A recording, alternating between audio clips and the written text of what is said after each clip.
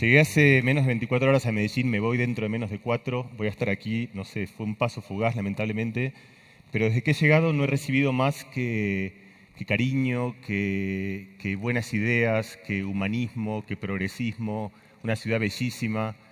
Y no quería dejar de decirlo. Todo lo que ha pasado no voy a repetir, porque si no me llevaría 45 minutos repetirle todo lo admirable de lo que he visto desde el baile hasta cada discurso, hasta las personas, hasta las fotos de gente que hace 70 años imaginó un mundo distinto en un momento muy difícil y que eso cunde al día de hoy todavía en las cosas que estamos viendo, hasta una oda al progreso, una oda al conocimiento, una oda a las palabras, empresas que cuidan a la gente, gente que cuida a las empresas.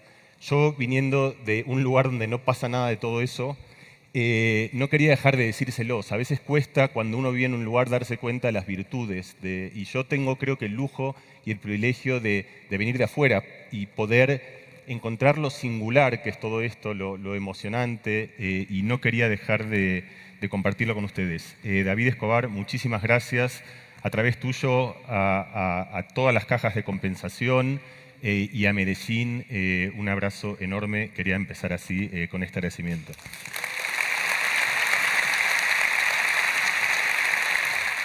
Lo que descubre Meltzoff es que en algo muy simple, que es la imitación, está la raíz, está el corazón, está la historia evolutiva de algo que parece mucho más sofisticado, que es la empatía. La empatía es la capacidad como de embeberse en el sentimiento del otro. Está triste y yo me contagio esa tristeza, estás contento, yo me contagio esa alegría, sufres, yo heredo ese sufrimiento. Ese reflejo especular de bailar sincrónicamente con el otro, como lo vimos recién. Fíjense que de hecho pasó algo, a mí, no sé si ustedes lo sintieron también, pero a mí me pareció muy emocionante, muy bonito, muy bello y muy emocionante lo que vimos de baile. Pero además de eso, una cosa que me llamó la atención es cómo eran 6 personas, pero esas 6 personas cada tanto parecían un único organismo. Porque se sincronizaban de una manera que parecía que sus corazones palpitaban al mismo tiempo, que expresaban hacia nosotros, pero aún también hacia ellos, la idea de que se habían unido en algo que vibraba y resonaba dentro de la misma frecuencia.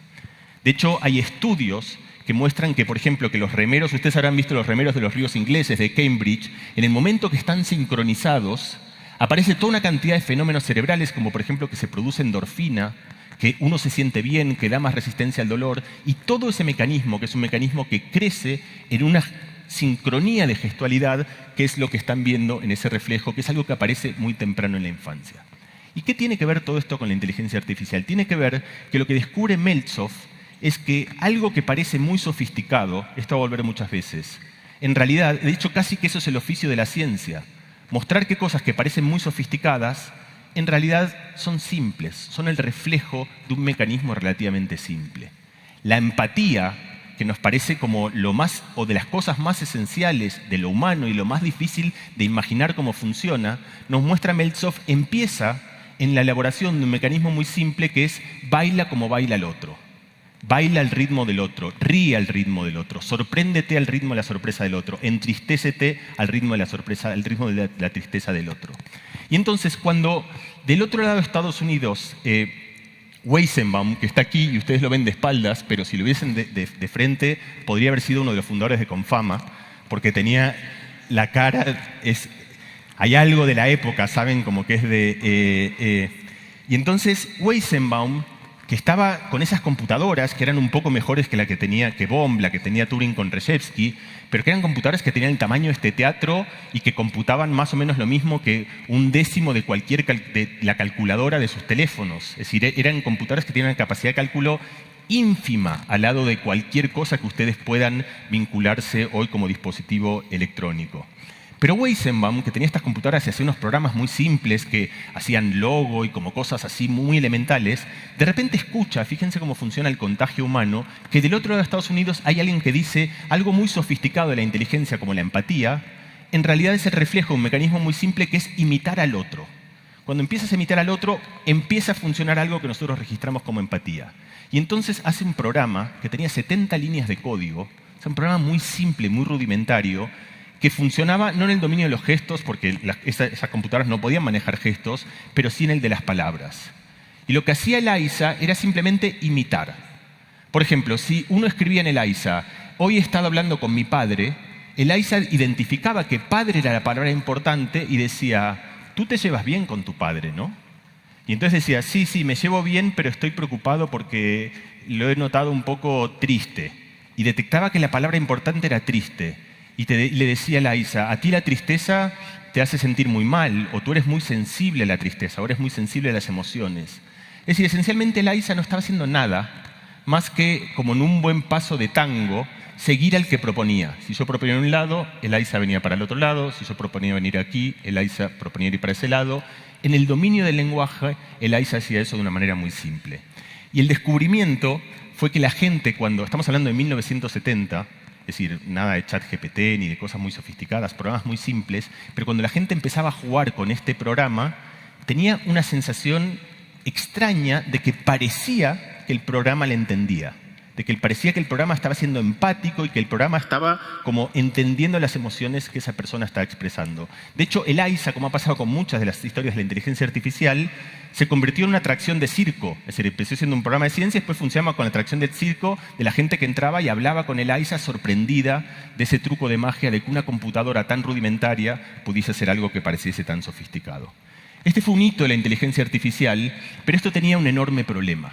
Porque estaba hecho, eso se los dije, por un programa. Un programa es una especie de receta, en el cual tú dices, por ejemplo, que le acabo de decir, por ejemplo, si habla de algo, tú respondes con lo mismo. Y si hace esto, haces esto. Es una especie de, como protocolo, como instrucciones que uno puede darle a un niño para decirle cómo tiene que comportarse en una situación. Pero nosotros sabemos que la inteligencia no funciona así.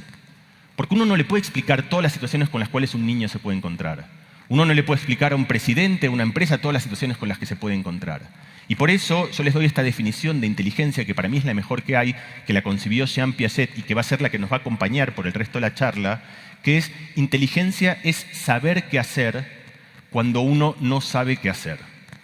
Es saber qué hacer cuando uno no sabe qué hacer.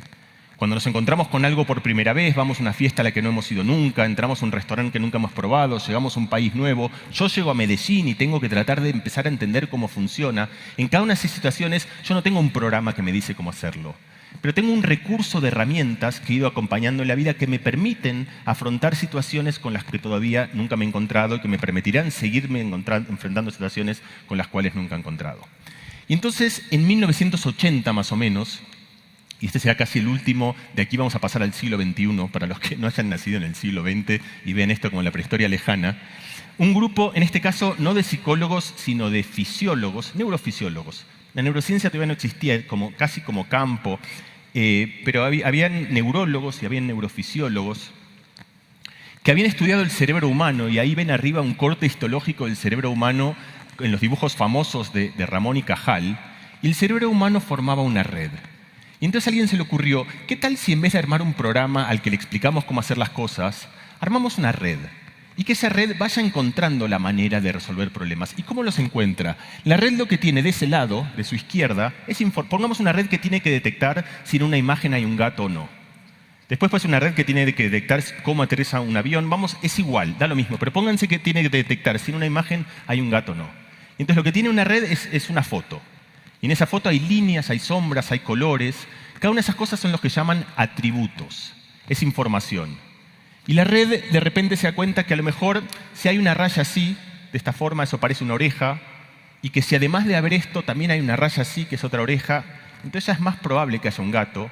Pero si encima hay estas cosas así que son como unos bigotes, entonces eso ya casi seguro que es un gato. Y si encima en el medio de eso hay dos círculos que son los ojos, entonces casi, pero después tiene que distinguirlo de un tigre, y la red empieza a encontrar, empieza a formar su propio razonamiento en una capacidad muy grande de establecer todo tipo de relaciones, cómo llegar a ciertas conclusiones, aquí está la clave, que nadie se las ha enseñado.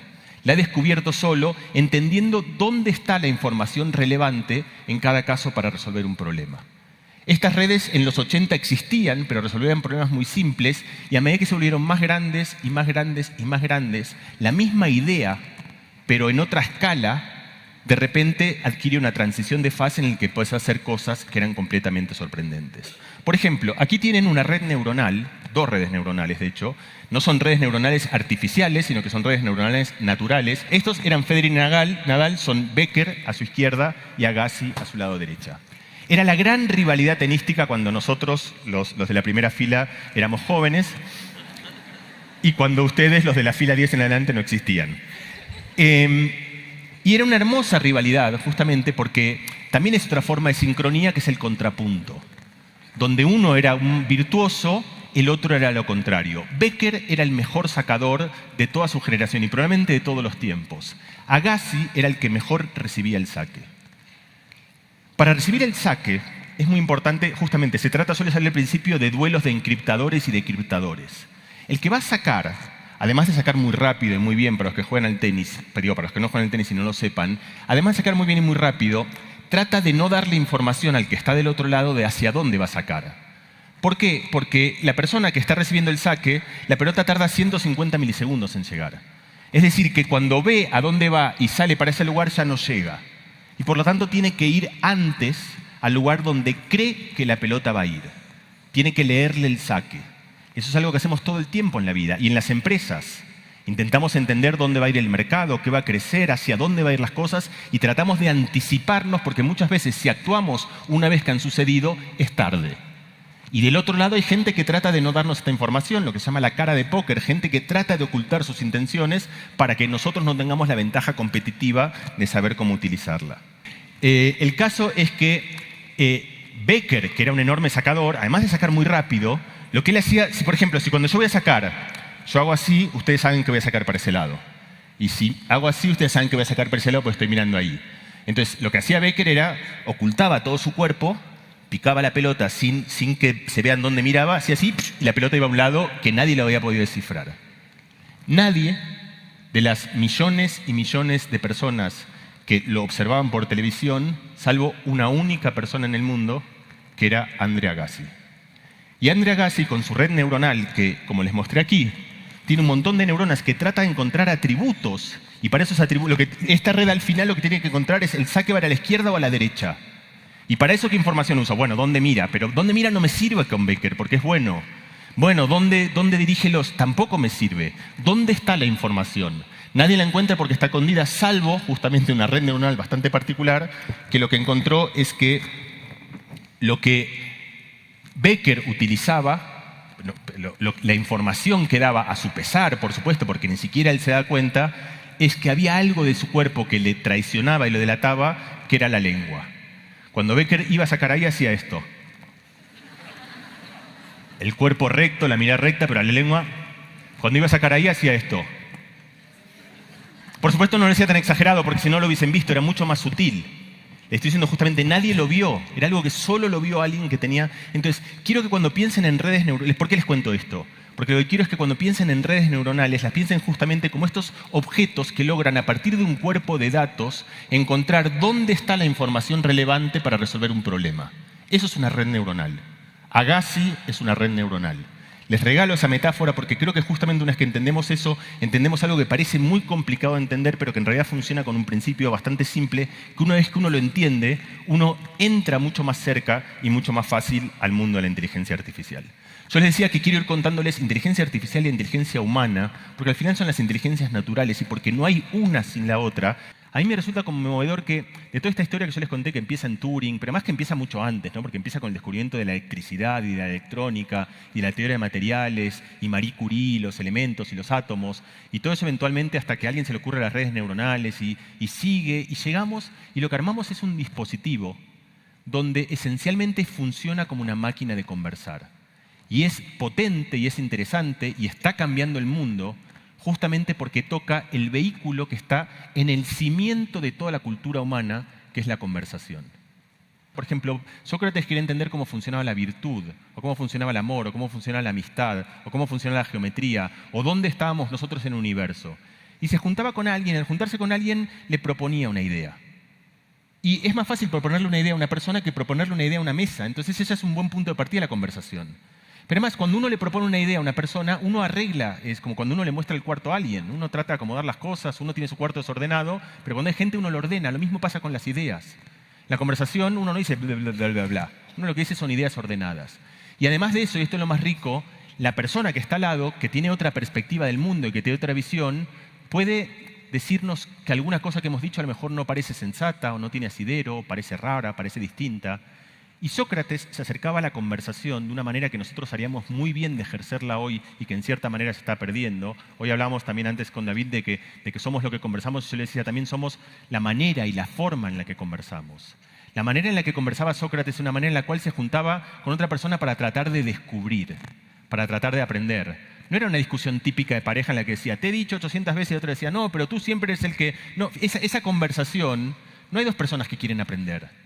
Hay dos personas que quieren insertar su discurso en el otro y que el otro acepte que ellos tienen razón, y es una forma completa, y esta forma de pareja la pueden pensar en cualquier ámbito distinto de la política, de las redes sociales, de una conversación de tráfico, que son conversaciones en las cuales uno no se acerca para compartir ideas, sino para insertar o para apabullar a la otra persona a base de ideas. Y entonces justamente tenemos una herramienta hoy, es una herramienta tecnológica que está basada en la conversación y que volvió a la inteligencia artificial un menester público. La inteligencia artificial hace 10 años era tremendamente potente, pero era como si estuviese escrita en latín. Solo podían hablar el idioma de la inteligencia artificial unos pocos elegidos o elegidas en el mundo, y entonces tenía un enorme impacto económico, pero no era popular. En cambio ahora la inteligencia artificial se ha traducido al idioma que hablamos todos, que es el idioma de la conversación. Cualquiera puede interactuar con la inteligencia artificial no a través de Python o de rotores complicados, sino haciendo lo que sabemos hacer todos, que es conversar.